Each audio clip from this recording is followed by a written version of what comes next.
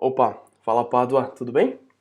Eu vou gravar um vídeo para mostrar, para meio que responder o que você perguntou e para mostrar na prática aqui, né, mostrando na minha tela mesmo, fazendo passo a passo. E eu vou tentar fazer um vídeo um pouquinho diferente. Na verdade, eu ando fazendo isso tem um tempinho já com alguns alunos. Eles mandam uma pergunta, em vez de responder por texto, quando a pergunta é um pouco mais complexa, eu gravo o vídeo e eu ando fazendo isso sem editar o vídeo, sem nada, porque se eu errar alguma coisa, e acontece bastante, eu mostro pra vocês como que eu resolvo o problema. Eu acho que isso tá ajudando muito, pelo menos foi o feedback que eu ando recebendo. Por exemplo, às vezes eu esqueço uma migration, eu esqueço de rodar um comando e aí não funciona. E aí, enfim, eu mostro uma coisa um pouco mais real. Porque nos vídeos das aulas, geralmente é tudo bem editado, geralmente não acontece problema nenhum. Então o aluno pensa, nossa, eu acho que eu tô fazendo tudo errado. E na verdade não é, todo mundo erra, é bem comum. E então eu vou meio que fazer sem edição aqui, justamente para mostrar. Você vai ver como é que alguma coisa acaba acontecendo errado. Tá joia? Vamos lá então. Eu tô com o terminal aberto aqui, não tem nenhum projeto, não tem nenhuma pasta aqui. Eu vou criar um projeto novo, vou chamar de estoque, tá? Porque foi a ideia do projeto que você deu. Eu geralmente passo alguns parâmetros aqui na hora que eu crio o projeto. Isso é uma coisa que talvez eu não tenha mostrado no curso. Se você rodar Rails new-h... desculpa, aqui é só Rails, não é Bean. Eu falei que ia dar alguma coisa errada. O Bean Rails é só depois que você já instalou. Então, enfim, desculpa, depois que já tem o projeto Rails. Então aqui, ó, deixa eu tirar esse zoom aqui. Tem uma série de parâmetros que você pode passar, né? Geralmente, eu ignoro os testes padrões, cadê menos T? Aqui, ó. Apesar que agora ele tá com um teste um pouco diferente, eu não testei muito ainda, chama Systems Test. Ah, não tá aqui, na verdade, acho que tá separado. Mas enfim, eu geralmente passo menos T. Eu ignoro o CoffeeScript também. Mas enfim, eu vou fazer só com menos T aqui dessa vez, tá? Só pra que ele não fique gerando teste automatizado, já que a gente não vai usar nesse exemplo, tá certo? Beleza, já rodou aqui. Vou entrar no diretório. E vamos lá, antes de mais nada, eu vou abrir o Safari. Eu vou abrir um site aqui chamado draw.io. Não sei se você conhece, se tiver algum outro aluno também assistindo. É um site que mais parece um aplicativo desktop, na verdade, porque tem bastante elemento com cara de desktop, onde você consegue desenhar diagramas dos mais diversos tipos.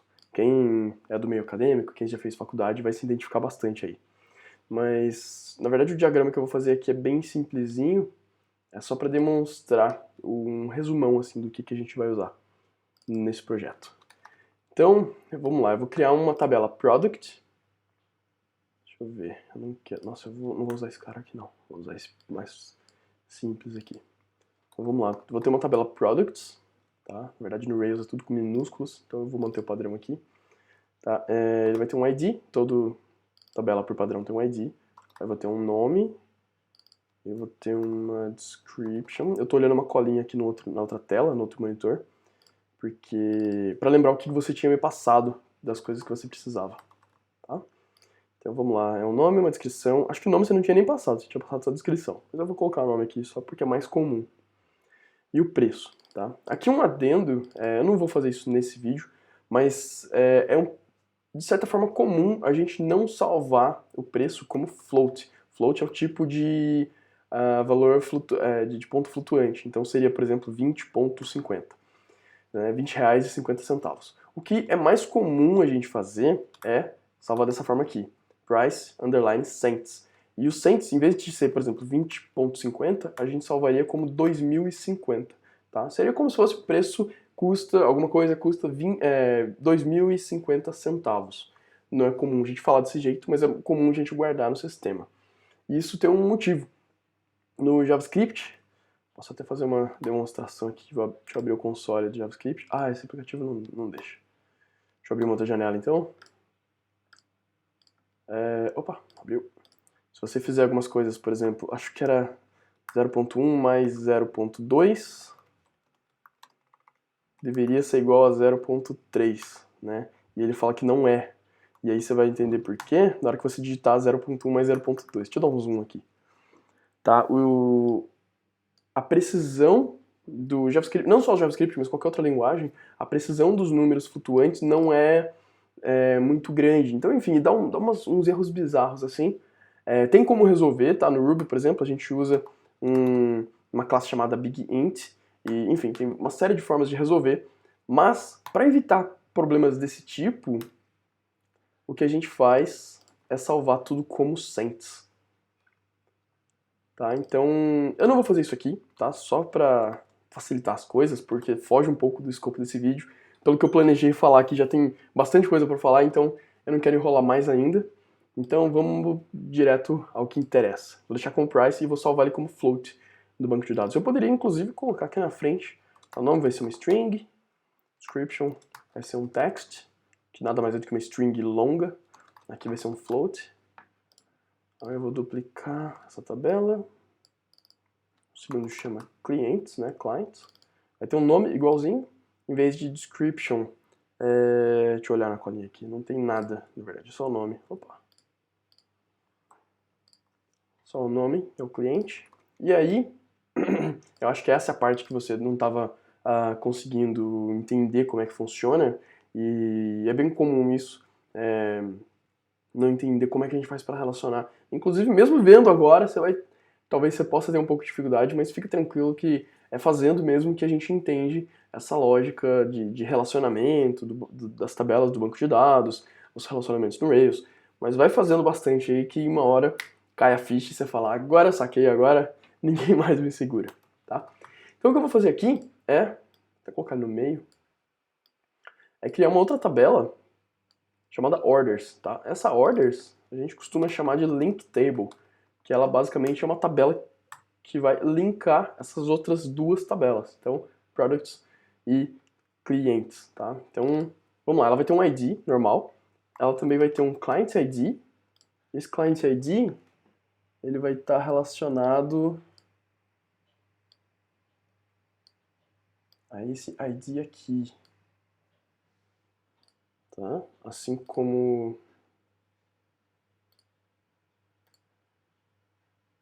meu Deus, como é que eu tiro esse negócio? Aqui. Assim como eu vou ter mais um campo aqui.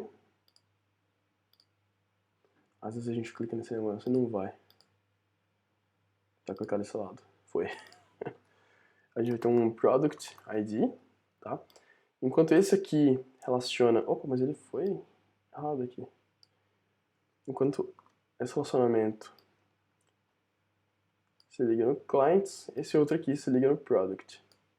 Tá certo? Então, basicamente, o que vai acontecer aqui é... Nossa, por que tá errado? Deixa eu tentar aumentar o tamanho da... Não quer funcionar, não. Tá bom, deixa assim mesmo. Quando a gente criar um orders em inglês significa pedidos, tá? Então quando alguém fizer um pedido novo, a gente vai criar um registro nessa tabela, e esse registro ele vai guardar algumas coisas. Vão ter mais campos aqui, tá? Depois de product. Então a gente vai guardar uma referência para o ID do cliente, uma outra referência para o ID do produto, e mais algumas informações, como, por exemplo, quantity, que é a quantidade de produtos que a gente quer naquele determinado pedido, né? Então, por exemplo, você está comprando, sei lá, um celular. Você pode estar comprando 2 celulares de uma vez. Isso aí vai influenciar no estoque, que é o grande objetivo desse vídeo, né? Mostrar a atualização do estoque, tá? Eu não vou colocar estoque aqui nos produtos por enquanto, mas a gente vai adicionar uma quantidade de estoque ali também, tá? Só que antes de estoque, eu queria adicionar um preço, e eu já vou explicar por quê. Tá? Os IDs eu não coloquei aqui, tá? Mas todos eles são integers. Integer.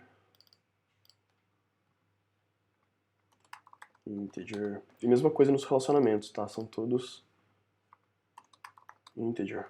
Tá? Não vou adicionar em todos aqui, mas tanto Não vou adicionar em todos, mas estou adicionando. Integer, pronto. São todos integers, tá, que fazem esse relacionamento. Bom, por que eu estou adicionando o preço aqui, sendo que a gente já tem uma referência lá para produtos e lá já tem o preço? Pelo seguinte, você pode atualizar o preço, tá? Então isso é uma coisa muito comum de acontecer. Você está começando o sistema, você esquece de fazer esse preço de cache, que a gente chama, né? O cache, não cache de dinheiro, mas cache, que escreve assim, tá? É um CACHI, que é o cache de... que nem a gente tem um cache do navegador. É um histórico que ele guarda. Então, imagina o seguinte, você tem lá um celular que custa R$100, você comprou aquele celular, seu cliente comprou, ele pagou R$100, e aí no mês seguinte ele aumentou o preço para 150. A loja aumentou o preço dele para 150. O cliente, o histórico do cliente ainda tem que mostrar 100, e não 150, que é o preço novo. E é por isso que a gente coloca esse campo aqui. Tá certo? Então vamos lá. Mais um campo que era o quantity, que eu tinha comentado antes. Ele também é um integer, tá? Porque a gente só está guardando o número, o total de coisas compradas. Quando a gente colocar a tela aqui do projeto que a gente está fazendo, vai ficar mais fácil entender. E, bom, é isso, tá? Eu vou deixar essa janela aqui do lado. E eu vou começar a criar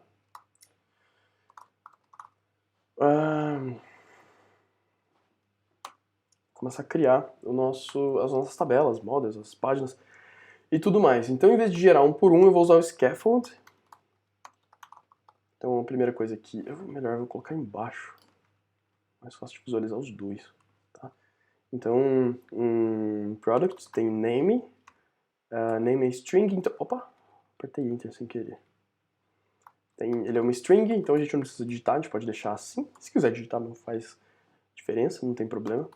Então, description é um text, tá? Igual tá ali. O price é um float. E é isso. E não foi. O que aconteceu? Faltou um generate aqui, ou a letra G. Tá, então, Rails, generate, scaffold. Tá certo? Próxima coisa que a gente vai gerar aqui é um cliente. Então, o cliente só tem nome, que é uma string, então não precisa digitar mais nada. E também o order. Tá? Então, o order, ele tem... Aqui é interessante, ó. A gente poderia fazer isso aqui na mão, colocando como integer, mas o Rails facilita pra gente. A gente pode simplesmente colocar references. Tá? Então ele já sabe que esse cliente é uma referência à tabela clientes. Então, mesma coisa para o produto. Product references. Tá certo? Você vai ver. Eu vou mostrar daqui a pouquinho a migration que ele vai gerar e o relacionamento que ele coloca no model e tudo mais. E o que mais que tem aqui? Product price, que é um float, e quantity, que é um integer. Tá, vou abrir melhor, eu vou rodar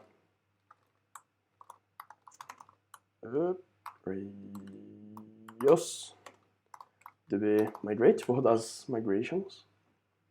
Pronto. Vou abrir o editor de texto aqui.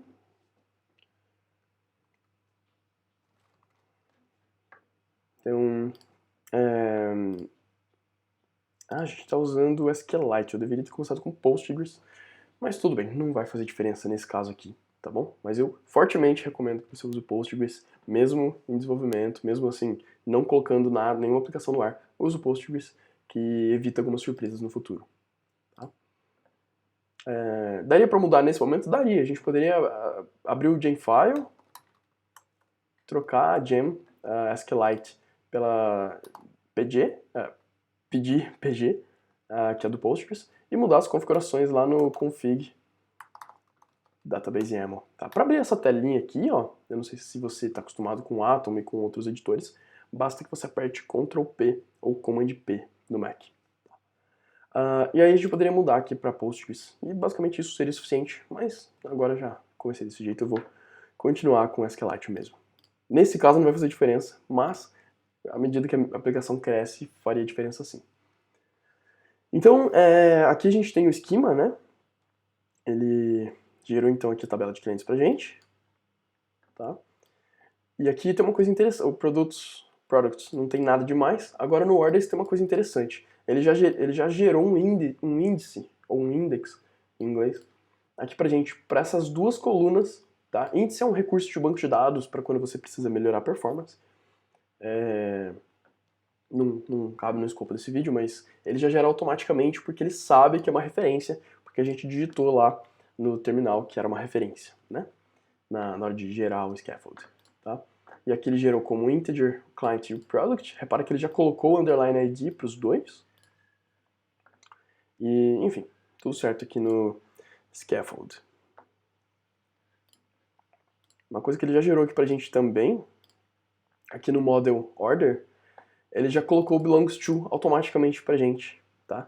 E, não, é só no order, na verdade. A gente também poderia colocar aqui no cliente, a gente poderia colocar um has many orders, tá? A gente não vai usar nesse vídeo, mas se você quiser colocar, não teria problema. Possivelmente você vai precisar disso no futuro. Voltando lá pro order, ele já criou, né, o belongs to para os dois, então ele já está fazendo um relacionamento correto aqui pra gente. Isso automaticamente já faz com que ele valide a presença desses dois atributos, do Client ID e do Product ID, o que significa que se você não preencher eles no seu formulário, na sua view, ele vai dar um erro e vai falar, olha, esse campo é obrigatório. Tá? Ele é obrigatório porque por baixo dos panos aqui do belongs to, ele já adiciona essa validação pra gente. Isso é uma coisa relativamente nova, não tinha no Rails 4 para trás, só no Rails 5 que ele virou o padrão. Tá? E se você por algum motivo não quiser que ele faça essa validação, você pode passar optional true aqui, tá? Aí esse campo passa a ser opcional. Porém, uma coisa que eu quero fazer aqui é adicionar uma validação para o quantity presence true, tá? Isso significa que se a gente não digitar esse quantity na view, no formulário, ele vai dar um erro também. Assim como a gente tem uma validação implícita aqui, essa aqui é uma validação explícita. Beleza? Vamos rodar o servidor aqui então, aí eu mostro e testo, ver se tudo isso aqui está funcionando.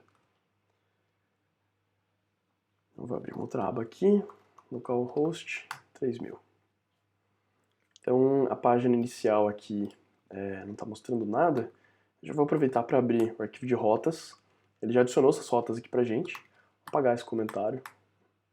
E aqui na primeira linha eu vou adicionar um root para qualquer página inicial que eu quero. No caso aqui eu vou colocar a página de orders, a página de pedidos, certo? Recarregar a página. E não foi? O que aconteceu?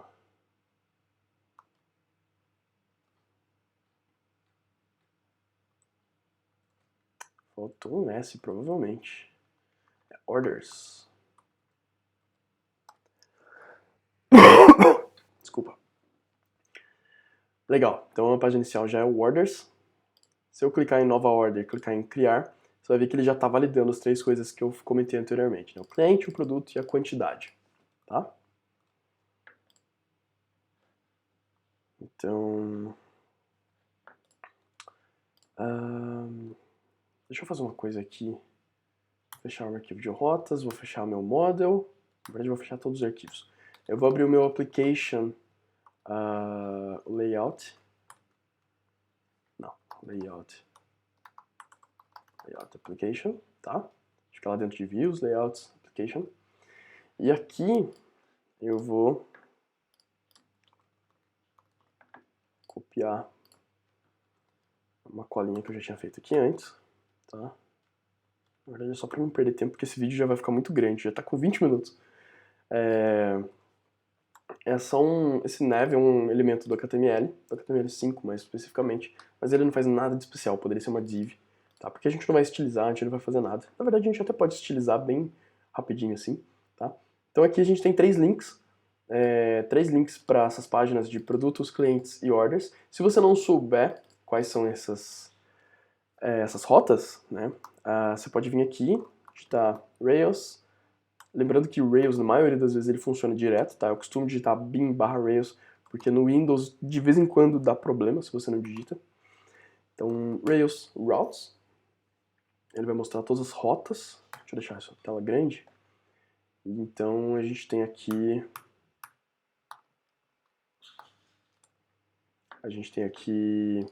o /orders, que é os pedidos, né, é o nosso index. Então eu sei que o prefixo aqui é orders, aí tem o clients, que eu sei que é clients, e o products, que eu sei que é products. Tá? É muito direto ao ponto esse aqui, mas de vez em quando a gente tem uma coisa um pouco mais complexa, é mais fácil olhar aqui para lembrar. Tá? Lembrando também que sempre a gente coloca esse nome que está aqui nessa coluna prefixo, underline, path ou URL.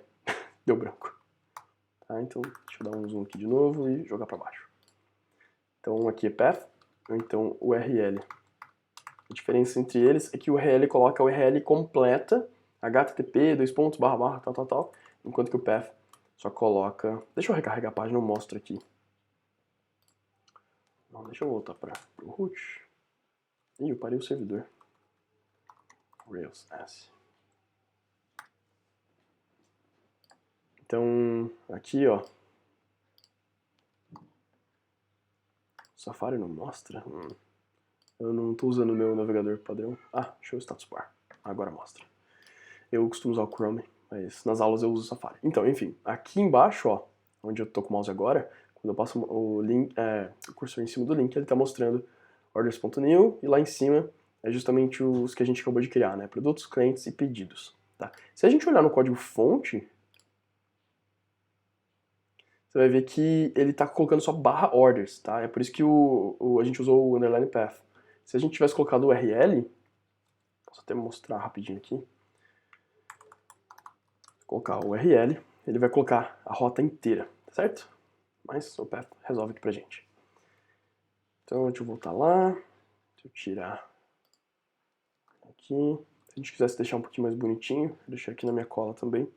A gente abre o application CSS. O ideal seria usar um arquivo próprio para isso, tá? Mas eu vou colocar aqui mesmo, só pra gente não perder tempo. O ideal é sempre a gente separar em arquivos de uma maneira mais lógica, mais organizada. Aqui eu tô só estilizando essa nav, né, essa barrinha de navegação.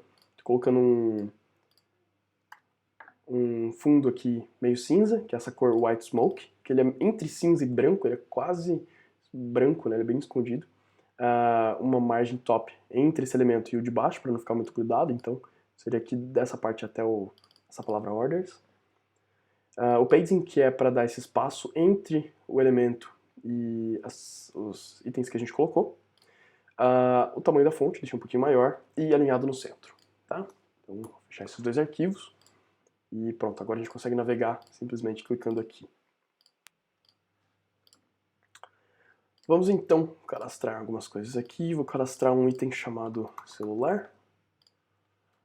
Sei lá, Moto G. Preço, não faço a menor ideia quanto custa. E eu vou deixar tudo no scaffold padrão do Rails aqui mesmo, só pra gente não precisar instalar o Twitter Bootstrap ou nenhum outro framework CSS, tá? Só pra não fugir muito do scope, eu já tô até fugindo bastante. O outro vai ser um computador, sei lá, qualquer coisa, da marca XPTO. Ele custa R$2.000. Aqui uma coisa interessante, a gente poderia, já que está mostrando um float, eu poderia abrir, eu não vou fazer isso em todos os arquivos, tá? Só para demonstrar Products Show, em vez de mostrar o preço dessa forma, eu poderia chamar um helper do Rails chamado number2 currency, tá? Aqui, parênteses opcional. E ele já coloca com padrão de preço. Inclusive, se eu quisesse reais, eu poderia passar unit e colocar reais com um espaço, porque é o nosso padrão, a gente tem espaço depois do símbolo do dólar, do cifrão, tá? Então ele já formata bonitinho pra gente aqui. Aqui não vai formatar, se eu quisesse eu poderia fazer isso também lá na minha view index, mas eu não vou fazer isso agora para não perder tempo. Vou cadastrar 2 clientes. Então, vou cadastrar o Lucas e vou cadastrar Pádua. Então tem 2 clientes aqui. E aí, teoricamente, a gente poderia começar a fazer os pedidos.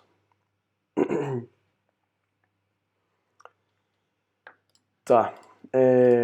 Aqui é o seguinte, quando a gente abre a tela de novo pedido, deixa eu deixar a tela grande aqui, vou dar um zoom para ficar mais fácil de enxergar aí no vídeo. Aqui o ideal seria um drop down, né, um select, que a gente clica e escolhe, tá, alguma coisa aqui. Então, vamos lá. Antes de mais nada, eu vou abrir o meu gem file e eu vou adicionar uma gem chamada Pry. Na verdade, eu poderia até colocar no grupo de desenvolvimento aqui, substituir esse by bug, que eu não vou usar. Vou parar o servidor e vou rodar. O Pry é uma gem que ajuda a gente na depuração, a gente costuma chamar de debug, tá? Pra gente fazer um debug da nossa aplicação. Então, instalou, vou rodar de novo o servidor. E aqui na view,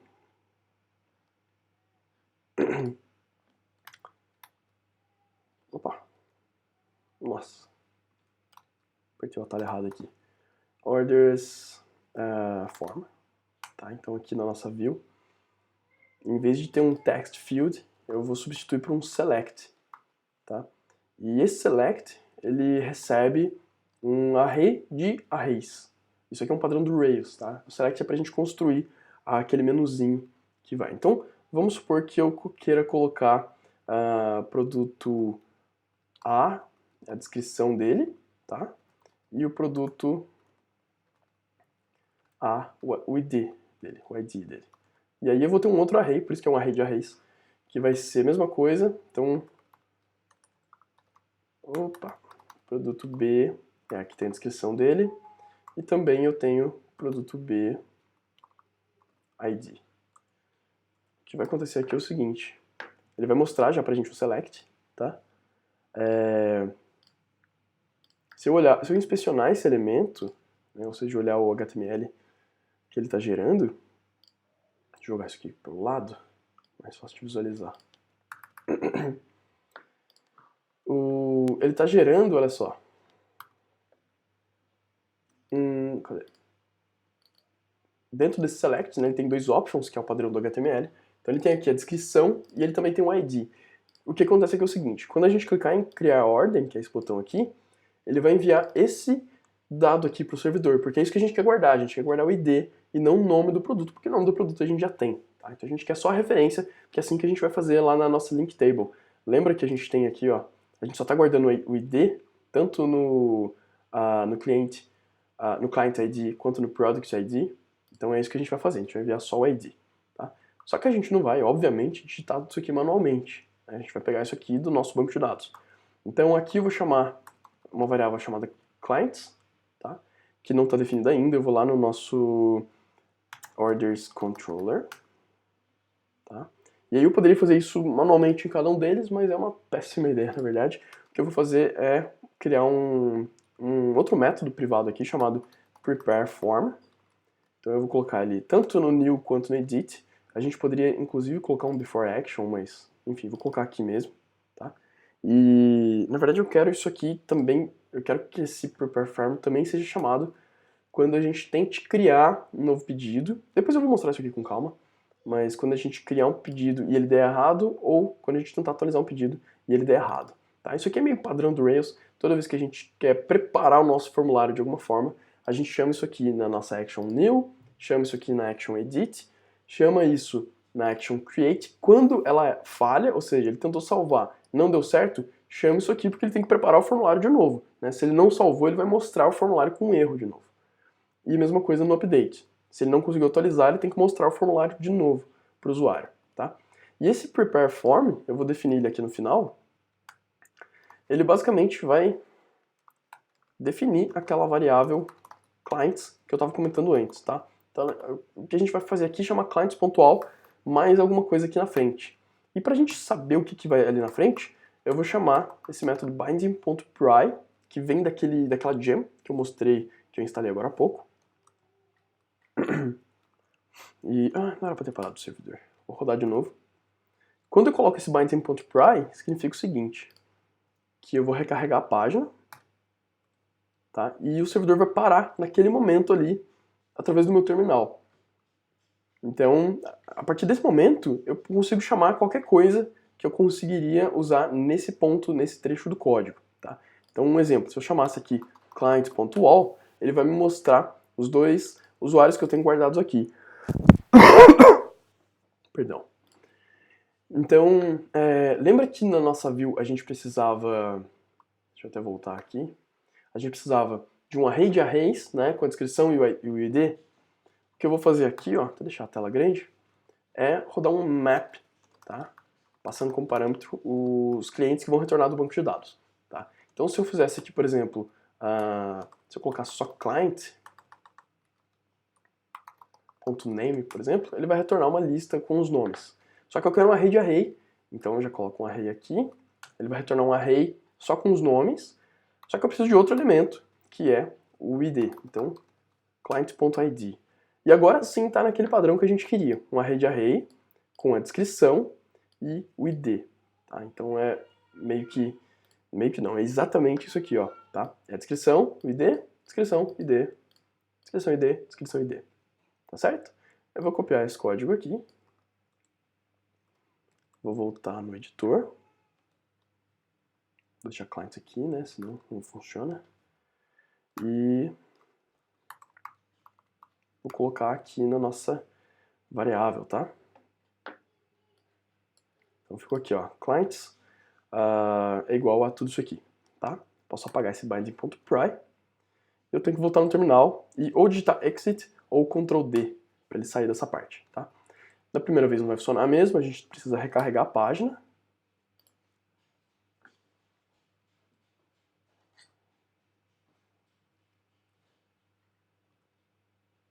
Carregando, foi. Então, lá, já está mostrando o nome do cliente, né? Está mostrando certinho.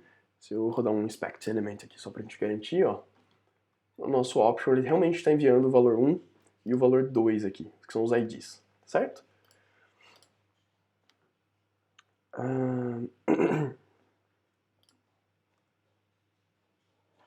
Tô olhando a minha colinha aqui para ver se eu não tô esquecendo de nada. Eu fiz um rascunho aqui antes.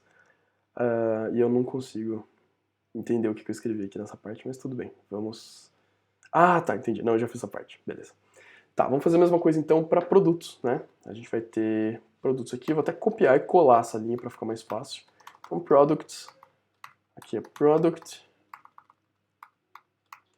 Product. Product.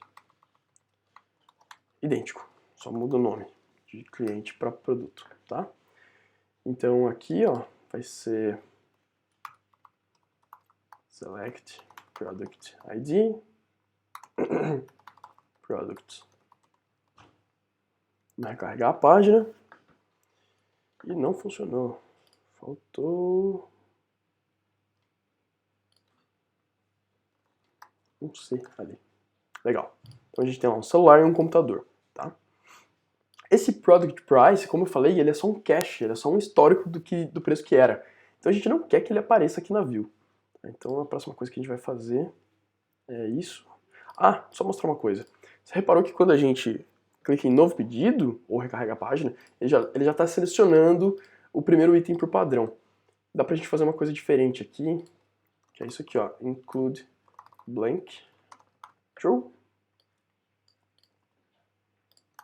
Ele mostra nada por padrão, e se você tentar criar um pedido sem selecionar nada, ele vai falar, né, que o cliente deve existir, né, o cliente não pode ficar em branco no caso. E a gente também poderia fazer de uma outra forma, que é include blank e passar uma mensagem. Então, a gente poderia, por exemplo, escrever selecione um produto, 3 pontos. Alguma coisa nesse sentido. Você pode até, inclusive, quebrar a linha aqui se você não quiser que a linha fique muito grande. Carrego a página. E agora lá, seleciona um produto. Tá? Ele já, na verdade, deixa eu começar de novo. Olha lá, ele já vem selecionado por padrão. Tá? Só que no option, onde seria o ID, ele não está passando nada. Tá? Lá o value está em branco, né? E é por isso que na hora que a gente tenta criar um order, ele reclama e fala, não, não pode ser desse jeito. Tá? Aqui eu vou remover esse preço, tá? No caso aqui chama Product Price, vou até copiar, porque a gente vai usar daqui a um segundo.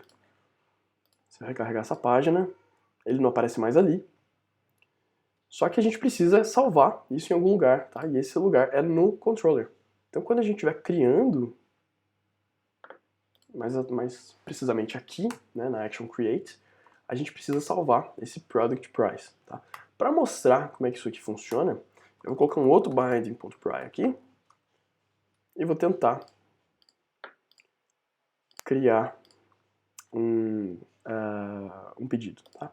Cliquei em criar, ele deveria ter parado lá, sim, parou, beleza?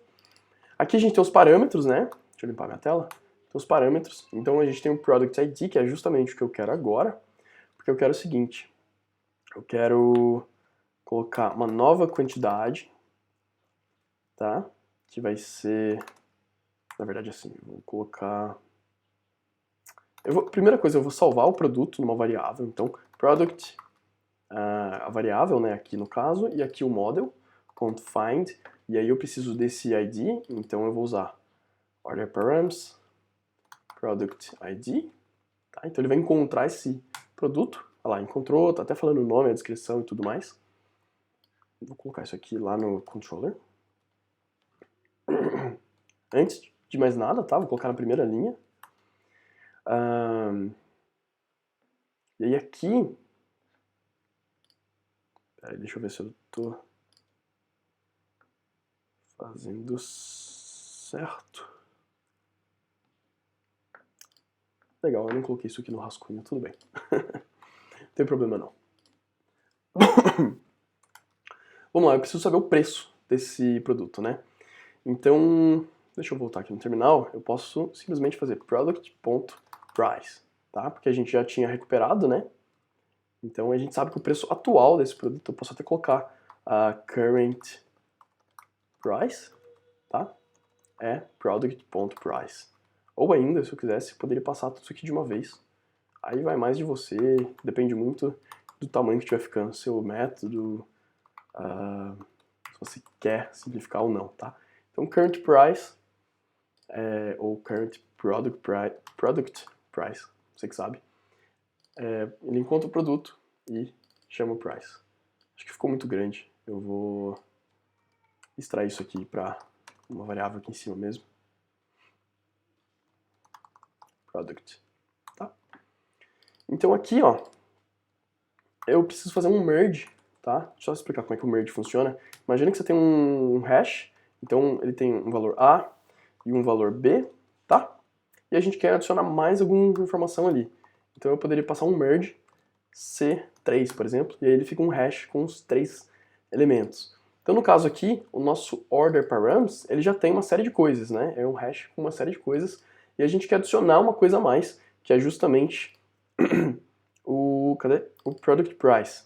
Tá? Então seria alguma coisa desse tipo aqui. Merge, product price, algum preço que vai vir aqui, ele vai adicionar lá no final pra gente, tá? Só que em vez de 999, eu vou passar esse valor que a gente salvou aqui anteriormente. Então merge, product price,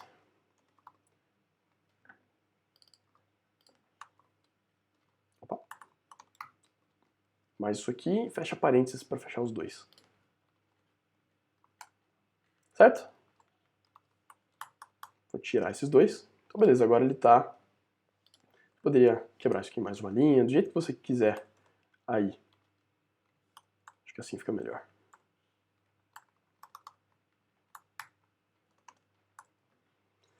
E vamos testar então se funciona. Tá? Só recapitulando aqui, a gente está salvando, né, um novo pedido, né, com os parâmetros que foram passados pelo formulário, porém a gente quer forçar um atributo aqui, que vai ser o preço. Então vamos lá. Pedidos, novo pedido. Aqui ó, ficou errado esses nomes, é muito fácil de resolver. Basta você ir em orders index, e em vez de client aqui, a gente coloca client.name, e produto mesma coisa, tá? .name, ou descrição, o que você quiser. Beleza, já ficou certinho. Vou fazer um novo pedido. Clicar em 1. E, ó, deixa eu ver quanto é que custa o celular. Custa 600. Então eu vou lá em pedidos. Celular, vou colocar 1. Então ele já colocou lá para mim 600, tá? Então esse aqui é o preço que a gente salvou no histórico. Não tem problema se eu for lá agora e mudar o preço do celular para 700, tá? Que ele vai continuar mostrando para mim que esse aqui que foi comprado, esse pedido, estava com o valor de 600, tá? Bom, o que não está funcionando ainda é o Quantity, que é o grande objetivo desse vídeo, né, que é o estoque. E só um disclaimer sobre essa parte, tem várias formas de fazer isso. Talvez, muito provável, essa não seja a melhor, dependendo de como a sua aplicação crescer e provavelmente você vai querer mais funcionalidades. Então essa, muito provavelmente, não é a melhor forma de fazer isso, mas é a forma mais simples. Mas eu também não quero explicar a forma mais complicada, porque você poderia ter uma série de classes, uma série de coisas. Então eu acho que é interessante você dar um passo de cada vez e primeiro entender bem esses conceitos de relacionamento que a gente está fazendo aqui, para depois tentar fazer isso de uma outra forma. Um exemplo do que poderia dar errado é se você clicar em atualizar. Nesse exato momento você pode atualizar a quantidade. Não é assim que funciona pedido, né? Você não chega numa loja e fala, olha, sabe o que eu comprei ontem? Eu quero atualizar. Não é isso. Você vai e faz um novo pedido, tá? Então talvez a gente pudesse bloquear essa edição de pedidos e mais uma série de coisas que daria para fazer aqui para melhorar. Tá joia? Bom, eu vou criar mais uma migration, então, para a gente poder adicionar, porque, olha só, a gente tem aqui, nossa, a gente tem aqui quantity no pedidos, mas a gente não tem quantity no products. Então eu vou adicionar o mesmo campo quantity aqui no products para a gente poder ter um estoque, tá? Então eu vou guardar aqui no próprio products. E esse talvez seja um outro exemplo interessante de como que ficaria num sistema maior, um sistema mais avançado, com mais recursos e tal. Provavelmente você teria mais tabelas para fazer esse relacionamento e não guardar o estoque junto aqui com produtos, tá? Se você der uma olhada no Spree, é uma gem do Rails que ele faz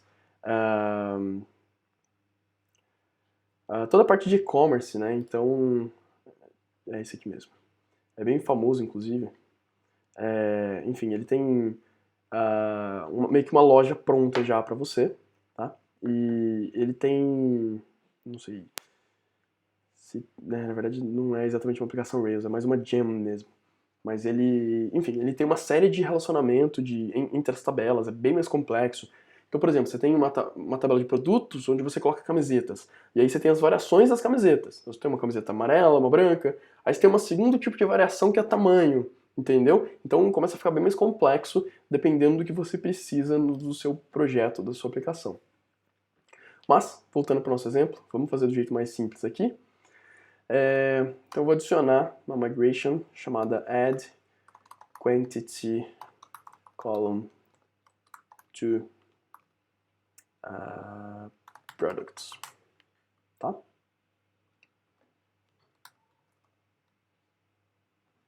Vou abrir essa migration e vou adicionar na mão aqui mesmo, add column, tá? O nome da tabela, então products, o nome da coluna, que é quantity, o tipo da coluna, é sempre nessa ordem, tá? Que a gente coloca as migrations. O tipo é um integer, e a gente ainda poderia colocar um default aqui, se a gente quisesse um, por exemplo. Depende muito do modelo de negócios que você está usando aí. Então vou colocar comum aqui só para mostrar que funciona. Tá? Vou rodar a migration. Funcionou. Na teoria já apareceu lá no nosso DB Schema. Então, se eu for lá e olhar no Products, agora tem uma coluna Quantity. Inclusive, se eu quiser que ele já coloque esse valor padrão pra gente, porque uma coisa é você colocar o valor padrão no banco de dados, até se outra aplicação estiver acessando esse banco de dados, ele vai pegar esse valor padrão. Outra coisa é a gente colocar o valor padrão no Rails, no lado do Rails, tá? Sempre vai ter algumas duplicações nesse sentido. Um outro exemplo é validação de campo único. Por exemplo, e-mail. Você não quer que o seu usuário tenha... Você não quer ter dois usuários com o mesmo e-mail cadastrados. Não faz sentido, né? Se ele tem o mesmo e-mail, significa que é a mesma pessoa. Então você pode criar uma validação no banco de dados e uma validação no lado da aplicação, tá?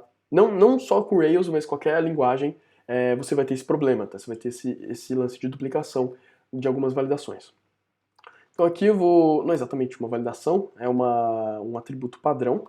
Isso aqui é uma novidade do Rails 5, tá? Não tinha antes, era mais A gente tinha que fazer uma meio que gambiarra antes para fazer funcionar. Agora você pode simplesmente chamar attribute, o nome do seu atributo, no caso é quantity, o tipo dele, então é integer, e a gente pode passar default 1 aqui. Tá? Então, e eu preciso adicionar nas views também. Então, deixa eu abrir aqui products index. Vou adicionar depois de descrição.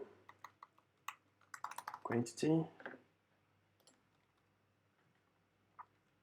Quando o scaffold gera pra gente, muito mais fácil. Mas eu deixei de propósito pra gente poder ir fazendo aqui e mostrar que sempre dá pra adicionar mais coisa, mudar, alterar, remover, enfim. Product edit form. Product form. Depois de description vai ser um campo muito parecido com esse. Quantity. A única diferença é que em vez de text area vai ser um number field, se eu não me engano. Deixa eu abrir aqui e confirmar. Assim que o servidor estiver rodando.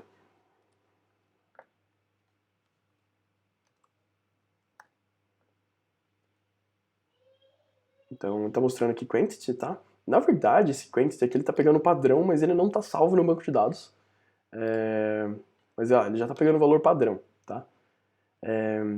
Aqui, na verdade, fica meio esquisito, porque ele pegou esse valor do model, né, que está assumindo o valor padrão, porque o valor está vazio no banco de dados. A forma de resolver isso, na verdade, é lá no model de product, você colocar uma validação, então validates quantity presents true, tá? Então ele vai validar, ele nunca vai deixar a gente cadastrar um produto sem que a quantidade esteja preenchida. Tá carregando ainda.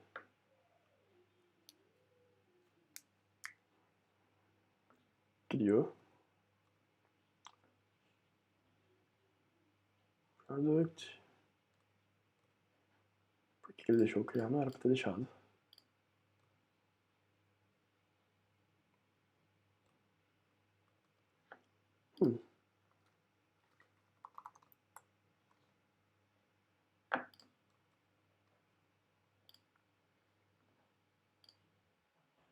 Eu acho que é porque ele tá assumindo o valor padrão. Mesmo aqui, é isso mesmo, ele já assume o valor padrão. Eu vou até dar uma olhada no... eu não coloquei nome, não coloquei nada, ele já assumiu que o valor era 1. Então, nesse caso vai ficar 1 mesmo. Mas enfim, deixa eu apagar esses dois registros aqui. Tá? E eu vou editar, na verdade. Vamos colocar que o computador tenha, sei lá, 5 e... o celular tem... Opa! Ele não tá salvando porque faltou modificar mais uma coisa aqui. Mais duas coisas, na verdade. Products Controller.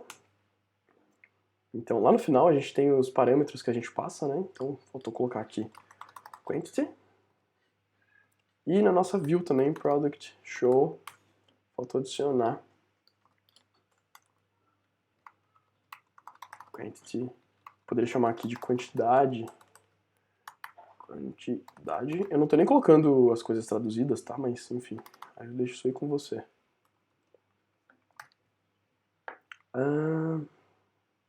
Agora deveria funcionar. Então vamos lá, atualizei 5. Então ele mostra aqui agora a quantidade. E quantidade aqui também. E eu vou atualizar o computador para, sei lá, 4. Agora sim a gente tem a quantidade, tá? Então vamos fazer a parte de atualizar o estoque, né? Para isso, eu vou abrir aqui o meu model order. E a gente vai adicionar um after create. After create, na verdade não, a gente vai adicionar um before validate, caso contrário. Desculpa. For validation, eu acho. Deixa eu ver se eu fiz aqui. For validation, tá certo. Então eu vou chamar esse validation aqui de update product quantity, tá? Que seria o estoque, tá? Esse before validation, antes de validar se o model é válido ou não, né? Assim como a gente tem aqui a presença do campo e tudo mais, antes de validar, para garantir que está validado, ele vai chamar esse método, tá? Então eu vou ter um método privado aqui, que vai ter o mesmo nome, update product quantity. E eu vou colocar um binding.pry aqui, para a gente poder fazer passo a passo. Tá, joia? Vamos lá, então, vou fazer um novo pedido. Deixa eu só confirmar quantos produtos eu tenho. Eu tenho 5 celulares. Então eu vou fazer um novo... Tá, apagar esses pedidos aqui para não ficar confuso. Já que não estava iniciando estoque ainda, né? Então vamos lá, eu tenho 5 celulares, tá? Eu vou fazer o Lucas comprar 2 celulares. Então, quando eu clicar em criar pedido, ele parou naquele trecho lá, tá? Com o binding.pry. Se eu limpar minha tela e quiser saber onde é que eu estava, eu posso digitar where am I, tá? Como se fosse 3 palavras aqui tudo junto, tá? Tipo, onde eu estou, seria alguma coisa desse tipo. E aqui, se eu digitar self, que é o contexto atual que eu tô, quem é o self, né? Onde que eu tô, onde que eu parei com esse bind.pry, ele parou justamente dentro do model order, tá? Então, essas aqui são as informações desse pedido que a gente tem. Então, eu tenho aqui a quantidade de celulares que está sendo feita, no caso 2, tá? Então, eu quero saber qual que é o novo estoque, né? Então, eu tenho aqui product, que é um relacionamento que a gente já tem aqui, por causa do belongs to. Então, product.quantity, e eu tenho o self.quantity. Então, self.quantity. Então, aqui eu tenho 5 e eu tenho 2. Então, aqui é o que está no estoque e aqui é o que eu estou fazendo o pedido, que eu estou comprando. Então, o estoque tem que ser 3, no caso, 5 menos 2. Sobre o self, aqui nesse caso ele é opcional, tá? E a gente geralmente não costuma usar. Então, se eu digitar simplesmente quantity, ele já funciona, tá? Então, vou copiar isso aqui lá para o meu código, ó. Aqui nesse método eu vou ter new quantity, que vai ser o novo estoque, né? Nova quantidade de produtos no estoque. E aí eu vou ter a quantidade atual, que é product.quantity, menos quantity, que é o tanto que eu estou comprando agora, tá? Se eu copiar isso aqui e rodar no meu terminal, ele vai retornar 3. Tá? E então, se tudo isso aqui funcionar, eu preciso atualizar agora o estoque. Para atualizar o estoque, eu faço product.update, né, para a gente atualizar esse registro. Deixa eu apagar o bind.pry, porque ele já parou ali mesmo. Eu vou atualizar o quantity dele com esse novo quantity. Tá certo? Então ele vai atualizar qualquer coisa que tiver lá com essa nova quantidade, porque eu já estou verificando a quantidade anterior, então nenhuma informação vai ser perdida aqui. Vou apertar Ctrl D aqui, ou Command D, ou simplesmente digitar Exit. Ele criou aqui o pedido, porque ele finalizou, não teve nenhum erro, mas ele não atualizou o estoque porque não tinha esse código lá antes, tá? Vou até apagar esse registro aqui, porque é só a partir de agora que vai começar a valer, que agora sim que eu salvei meu código lá. Então vamos lá, vou criar um novo pedido, mesma coisa, Lucas, celular com 2 itens. Beleza, ele salvou. Se eu olhar nos produtos, o celular caiu para 3. Tá? Então ele realmente está funcionando. Vou fazer um outro pedido aqui. O Pádua comprou 2 celulares. Tá? Então está aqui no meu pedido. Os 2 pedidos foram 2 quantidades. E agora o celular caiu para 1. Tá? Legal, está funcionando, mas tem um probleminha.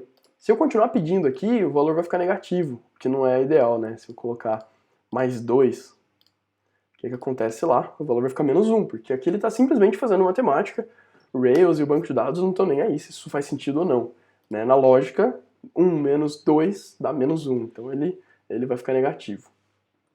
Mas é muito simples a gente resolver isso aí. Basta a gente colocar um if aqui, se new quantity for positivo. Então, positive, tá? Esse método é nativo do... Agora eu não sei se é do Ruby ou se é do Rails, mas ele funciona... Eu acho que é do Ruby, e o negative funciona também, tá? Então, se esse valor for positivo, eu quero atualizar o estoque. Agora, se ele for negativo... Não, peraí, desculpa. Se ele for positivo, eu quero atualizar o estoque. Se ele for... Não o valor, né? O novo valor, tá? Ou seja, o que tem que sobrar lá tem que ser positivo. Se for 0 tem que funcionar também. Deixa eu até garantir aqui se isso funciona, se 0 retorna positivo, não tenho certeza. 0.positive. Ele retorna falso. Então eu vou fazer diferente. Eu vou fazer assim, talvez ele não retorne negativo também. Não, é porque ele é neutro, faz sentido. Então, vamos fazer assim.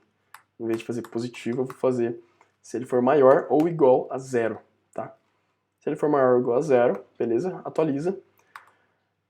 Caso contrário, não ficou tão elegante quanto antes, mas tudo bem, pelo menos deu pra passar uma dica extra aí. Opa! Eu usei algum atalho que tirou meu sidebar. Pronto.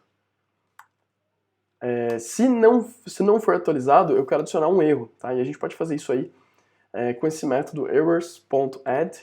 E aí eu escolho qual o atributo que eu quero adicionar um erro, no caso aqui é quantity. Eu poderia adicionar para o base também, que é como se eu estivesse adicionando um erro para o objeto, para o registro inteiro, tá? No caso aqui eu sei que está relacionado com quantity, então eu vou adicionar aqui. E eu ainda posso adicionar uma mensagem customizada, por exemplo, sem estoque, tá? Aí vai depender de como que você quer mostrar essa mensagem e tudo mais. Então, deixa eu voltar lá nos meus produtos que um dos produtos ficaram com estoque negativo, né? Deixa eu corrigir isso. Eu vou editar manualmente aqui, tá? E vou colocar 10. Então, legal. Agora eu tenho 10 celulares. Eu vou fazer um pedido aqui.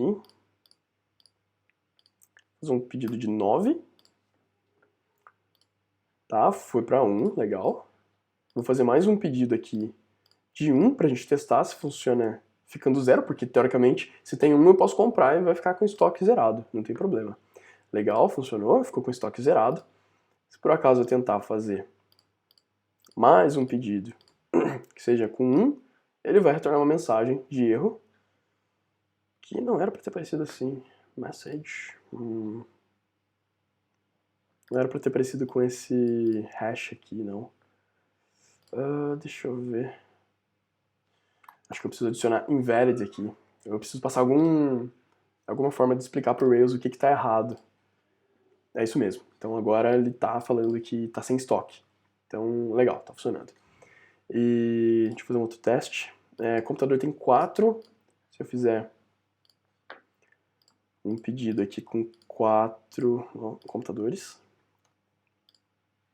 vai funcionar. Legal, ficou zerado. Deixa eu mudar lá para 2 computadores. Eu vou tentar direto comprar 3 de uma vez. Vamos lá. Computador 3. Teoricamente vai dar erro de novo. Legal, funcionou. E é isso. 57 minutos, cara. Consegui fazer menos de 1 hora, mas ficou bem longo. Desculpa pelo vídeo gigante. Não sei nem se você assistiu até aqui, tá bom? Mas de qualquer forma, acho que deu pra passar a ideia geral de como é que funciona esse relacionamento e o gerenciamento de estoque aí. Se surgir dúvidas, tô sempre no Slack. Só mandar uma mensagem lá que com que eu puder ajudar, eu ajudo. Tá joia? Valeu, cara. Um grande abraço. Até mais.